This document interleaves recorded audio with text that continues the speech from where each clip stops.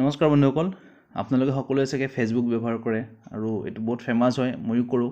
কিন্তু এতিয়াৰ পৰা যদি আপুনি ফেচবুক ব্যৱহাৰ কৰিব বিচাৰে তেতিয়াহ'লে আপোনালোকে সকলোৱে পে'মেণ্ট কৰিব লাগিব ছাবস্ক্ৰিপশ্যন ফিজ।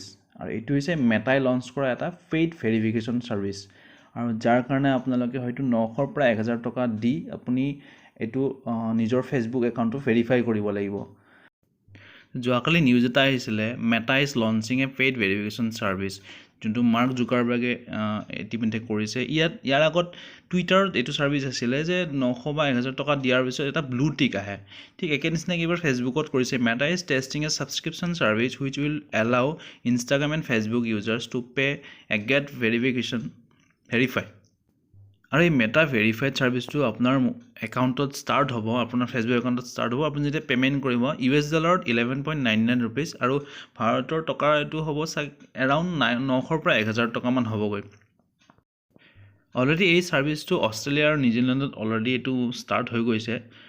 আৰু এই ছাৰ্ভিচটোৰ পৰা কিছুমান সুবিধা হ'ব যে আপোনাৰ যিটো একাউণ্ট আছিলে ফেচবুক একাউণ্ট, সেইটো বেছি ছিকিউৰ হ'ব।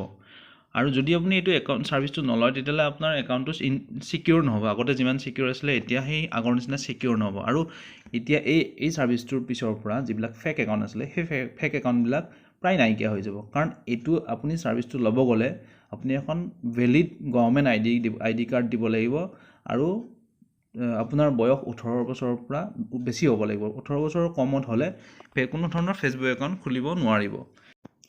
আৰু ইয়াত লিখিছে যে to avoid fake accounts, customer who want to get blue badge would need to provide a government valid ID which matches their profile name and picture. User must also be above 18 to be eligible. তো এতিয়া আমি সকলোৱে গম পালোঁ যে 18 বছৰৰ বয়সতকৈ বেছি হ'ব লাগিব ফেচবুক একাউণ্ট থাকিব লাগিলে, আৰু সেই একাউণ্টটো ভেৰিফাইড হ'ব লাগিব, নহ'লে আপোনাৰ ছিকিউৰ নহ'ব, আৰু কিছুদিন পিছত হয়তো এই একাউণ্টটো অট'মেটিকলি ডিএক্টিভেট হৈ যাব পাৰে। গতিকে যিমানখিনি ফেক একাউণ্ট আছে ফেক একাউণ্টবিলাক এতিয়া লাহে লাহে নোহোৱা হৈ যাব।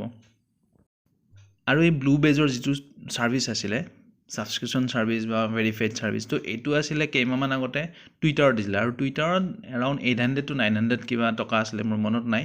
আৰু সেইটো দিয়াৰ পাছত আপোনাৰ একাউণ্টটো ছিকিউৰ্ড হৈ যায়।